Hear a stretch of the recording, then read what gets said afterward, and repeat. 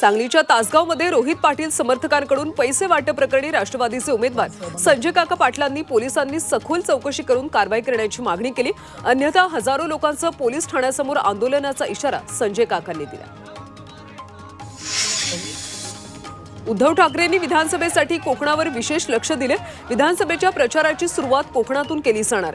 उद्या उद्धव ठाकरे रत्नागिरीमध्ये जाहीर सभा घेणार आहेत। रत्नागिरी आणि सिंधुदुर्ग जिल्ह्यातल्या 6 मतदारसंघात शिवसेना विरुद्ध शिवसेना अशी लढाई होणार आहे।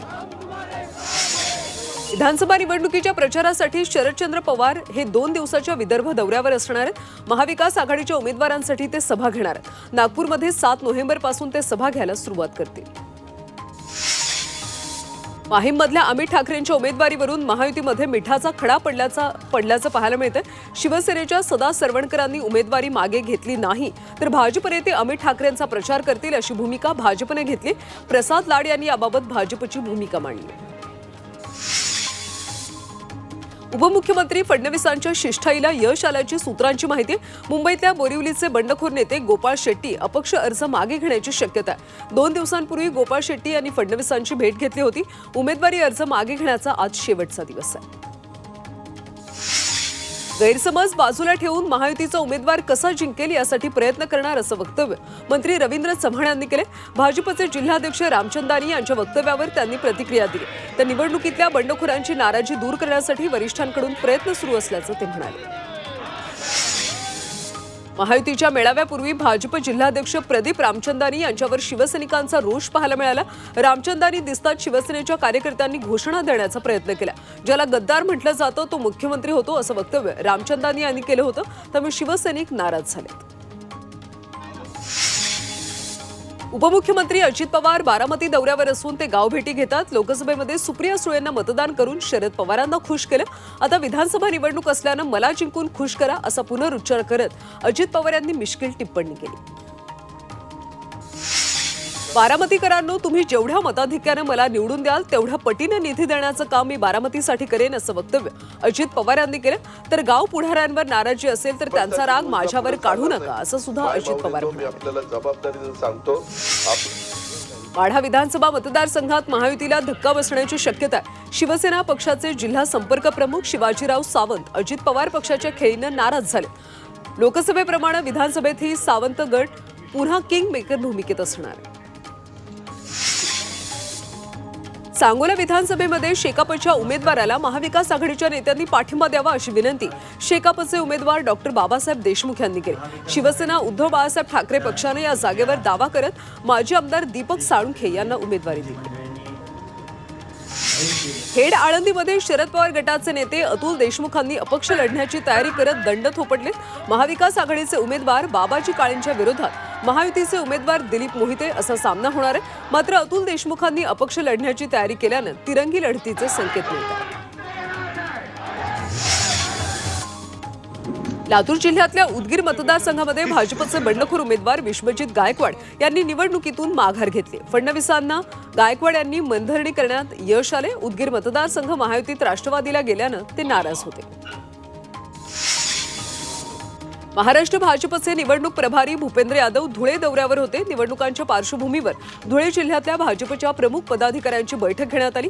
यादव 2 वेळा धुळे जिल्ह्यात येऊन गेल्यानं भाजपनं खान्देशावर विशेष लक्ष केंद्रित केल्याचं पाहायला मिळतं।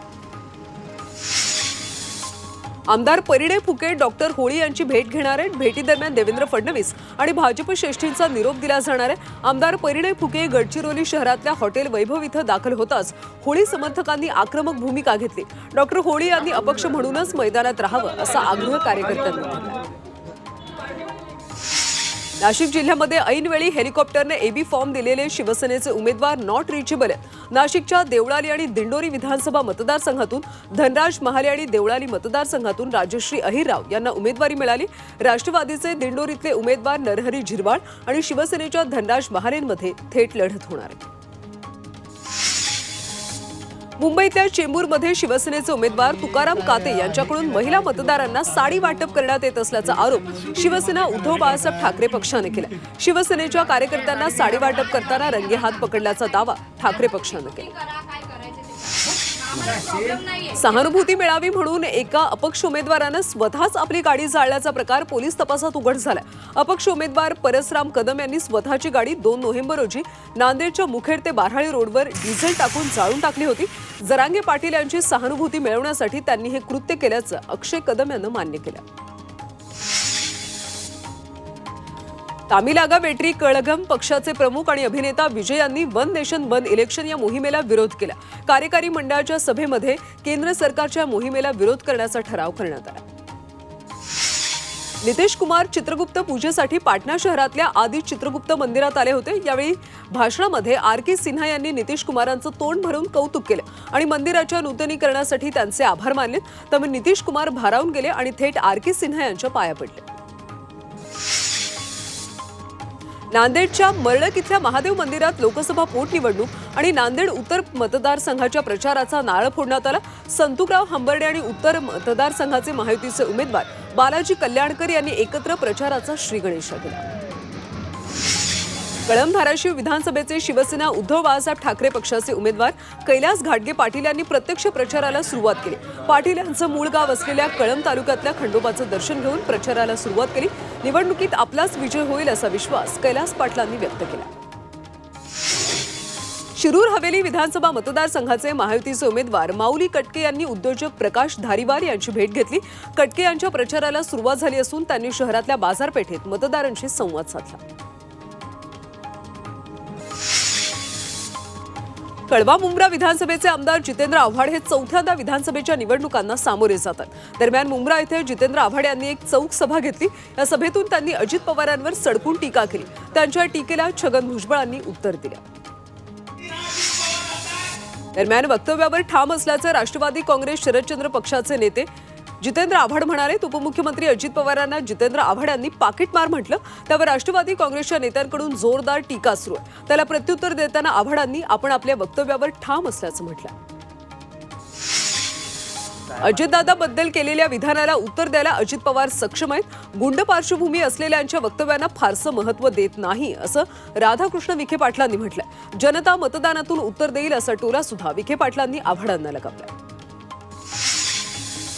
राष्ट्रवादी शरदचंद्र पवार पक्षाचे नेते जितेंद्र आव्हाडांनी उपमुख्यमंत्री अजित पवारांबद्दल केलेल्या वक्तव्याचा राष्ट्रवादी काँग्रेसचे नेते समाचार घेतात। रुपाली ठोंबरेंनी जितेंद्र आव्हाडांना चांगलंच सुनावलं।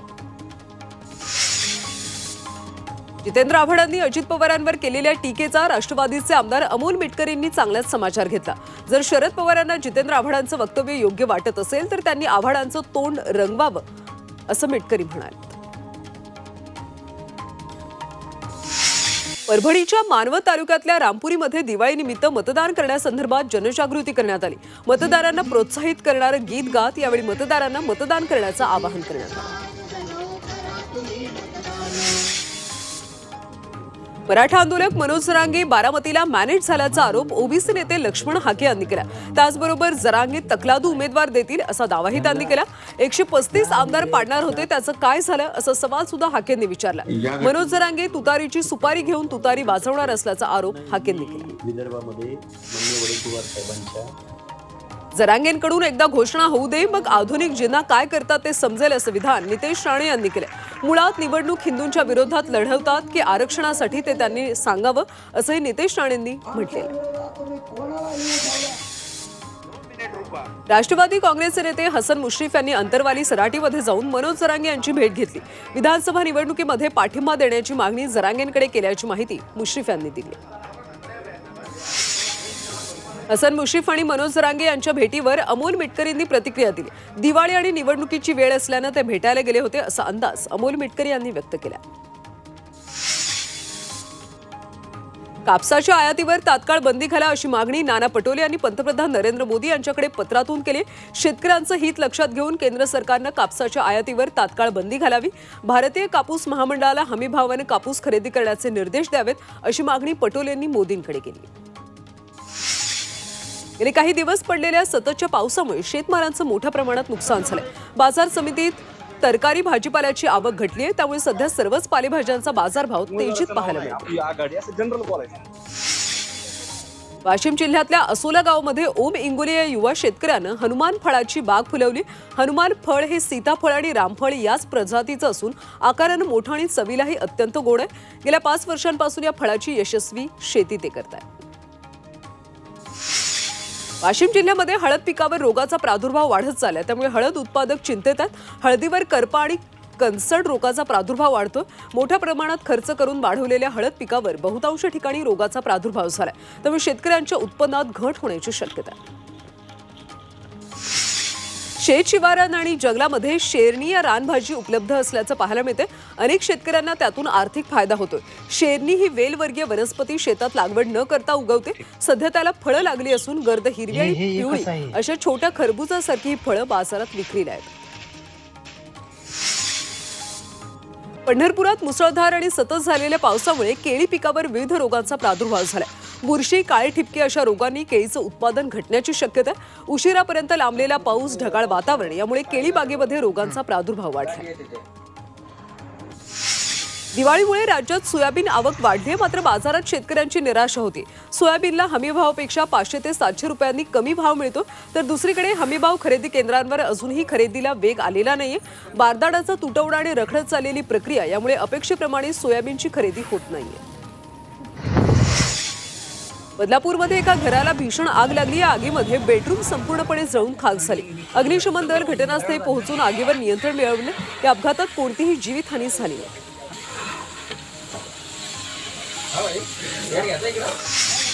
नंदुरबारमधल्या अक्कलकुवा अक्रोली मतदारसंघात भाजपच्या बंडखोर उमेदवार माजी खासदार हिना गावित यांनी प्रचाराला सुरुवात केली। आदिवासींचं कुलदैवत मोगी मातेच्या मंदिरात नारळ फोडून गावित यांनी प्रचाराला सुरुवात केली, मात्र गावित यांच्या अपक्ष उमेदवारीमुळे पक्षाच्या उमेदवारांची डोकेदुखी वाढली। छत्रपती संभाजीनगरमध्ये अपक्ष उमेदवार राजू शिंदे यांची पत्नी, बहीण आणि मेहुणीचं अपहरण करण्यात आले। शिर्डीहून नाशिकला जाताना संगमनेर शहराजवळच्या समनापूर गावाजवळ ही घटना घडली। या प्रकरणी संगमनेर पोलिसात गुन्हा दाखल करण्यात आला। नवाब मलिकांचे जावई समीर खान यांचं निधन झाले। समीर खान यांचा मुंबईत अपघात झाला होता। उपचारादरम्यान समीर खान यांचं निधन झाल्याची माहिती नवाब मलिक यांनी ट्विट करत दिली।